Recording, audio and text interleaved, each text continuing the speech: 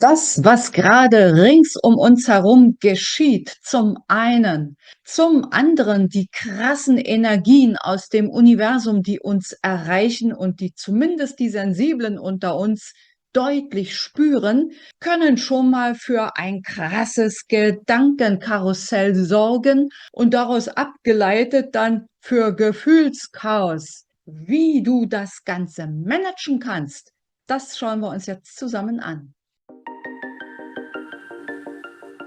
Wenn man den Erkenntnissen und Statistiken Glauben schenken darf, dass wir Tag für Tag etwa 60.000 bis 80.000 Gedanken haben. Und nehmen wir jetzt einfach bloß mal an, diese Gedanken verteilen sich auf 20 Stunden Wachsein und wir würden nur 4 Stunden schlafen, dann wird ganz schnell klar, dass im Durchschnitt pro Sekunde ein Gedanke uns durchs Hirn schießt. Glaubst du, dass du die Menge dieser Gedanken in irgendeiner Art kontrollieren oder steuern kannst? Wohl eher nicht. Wir wissen alle, dass Gedanken Energie sind, dass wir Schwingungswesen sind, inkarniert in einen menschlichen Körper. Und wenn Gedanken Energie sind, dann erschaffen sie unsere Welt. Wir sind Schöpferseelen. Ich habe als Bild in vielen Videos schon immer mal die Salzkristalllampe genommen. In der Mitte die leuchtende Lampe, das ist unser Seelenselbst, unser wahres Selbst. Und der Salzkristall drumherum, das weißt du selbst, wenn du so eine Lampe dir vor dein geistiges Auge holst, hat Stellen, wo das Lampenlicht sehr schön durchscheint, wo der Salzkristall dünn ist. Und es gibt andere Stellen, wo das Salz so dick und fett ist, dass kaum Licht hindurchkommt. Du kannst den Salzkristall um die Lampe drumherum auch als dein Ego oder all deine Glaubensmuster betrachten, die du im Laufe deines Lebens dir so zugelegt hast. In den allermeisten Fällen schon in frühester Kindheit. Und dann sind da solche hinderlichen Sachen wie: Du bist nicht gut genug, du bist zu dick, zu dünn, zu alt, zu jung, weiß der Geier was. Hast du solche Gedanken öfter schon mal gehabt? Willkommen im Club. Das haben wir alle, das haben Milliarden von Menschen auf dieser schönen Erde. Die Frage ist, wie gehst du damit um? Viele von uns, und ich schließe mich da direkt mit ein, haben sicher schon in Workshops, Seminaren oder autodidaktisch versucht, negative Glaubenssätze und Muster in positive umzuwandeln mit Hilfe von Affirmationen oder Affirmationen, haben meditiert und weiß was sonst noch alles.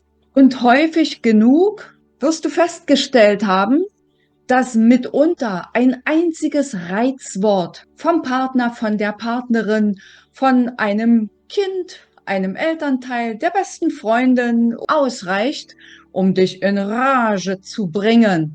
Dabei hast du doch all die Glaubenssätze scheinbar schon aufgelöst und bist dir absolut klar, dieses Thema wird mich nicht mehr triggern, wie die Psychologen sagen. Und was, wenn es dich trotz alledem triggert? Woran liegt das? Ganz einfach daran, dass die Gedanken zwar das eine sind, das Ego sozusagen, aber das ist gekoppelt an Gefühle, an verletzte Gefühle, an unangenehme Gefühle, die wir alle kennen aus unserer Kindheit, die uns sehr, sehr wehgetan haben und die wir auf gar keinen Fall noch einmal fühlen wollen. Und daher glauben wir oft genug, vor allen Dingen in unserer westlichen, modernen, zivilisierten Welt, wir könnten das alles kopfgesteuert in Ordnung bringen. Pustekuchen kannst du nicht, ist jedenfalls meine Erfahrung. Und solche Erfahrungen hast du sicher auch schon zur Genüge gesammelt. Nimm nur mal, du holst alte Fotos hervor. Wenn es irgendwelche Feierlichkeiten sind, zu denen es dir gut ging, dann kommt in dir Freude auf.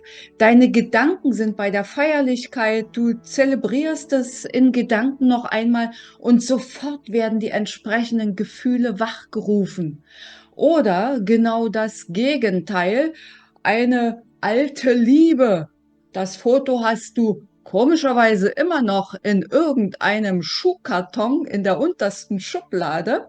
Du schaust es dir an und schon könnten sich Sturzbäche von Tränen entladen.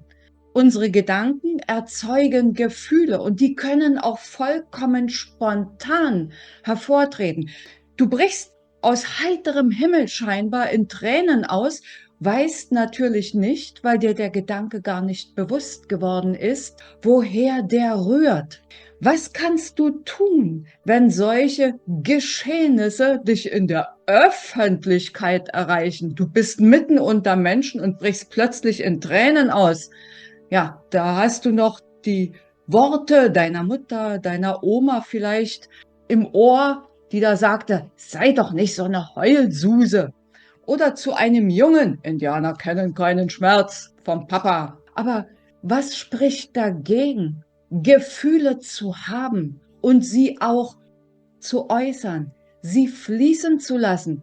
Zugegebenermaßen fällt mir auch schwer, wenn ich in der Öffentlichkeit plötzlich Tränen in den Augen habe, da denke ich auch, so ein Mist muss das jetzt passieren. Jetzt wandeln wir das Ganze um. Der erste Schritt ist Annahme. Das hat mir total geholfen. Nimm es einfach an. Schäme dich nicht dafür. Wozu? Es geht Tausenden von Menschen so. Nimm es an.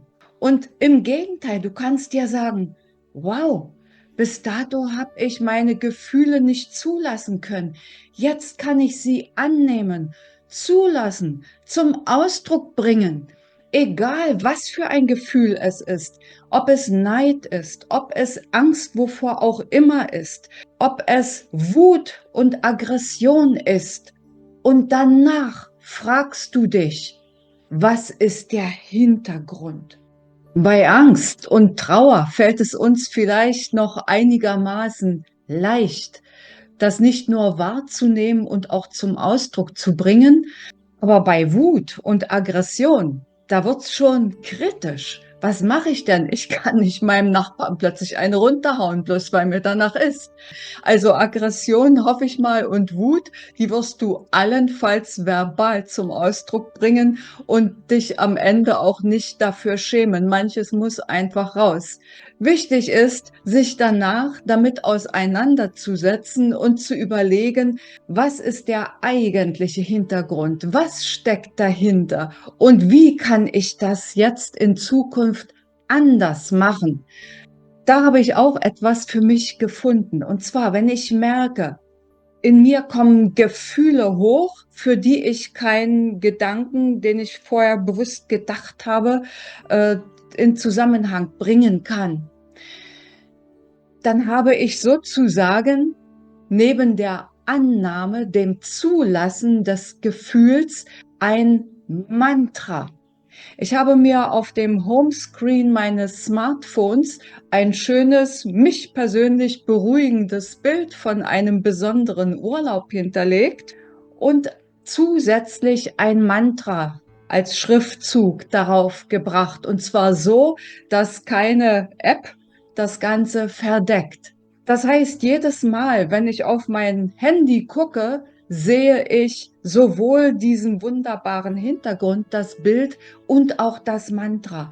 Das ist so in Fleisch und Blut schon übergegangen. Und wenn mir ein Gedanke bewusst wird oder ein Gefühl hochkommt, das ich nicht mit einem Gedanken verknüpfen kann, dann sage ich als allererstes mein Mantra und merke dann, wie ich langsam runterkomme. Und 2, 3 tiefe Ein- und Ausatemzüge. Ja, wenn du meditierst, dann kennst du das. Wie meditieren geht, verlinke ich für all diejenigen, die noch nicht so firm darin sind, am Ende dieses Videos für dich.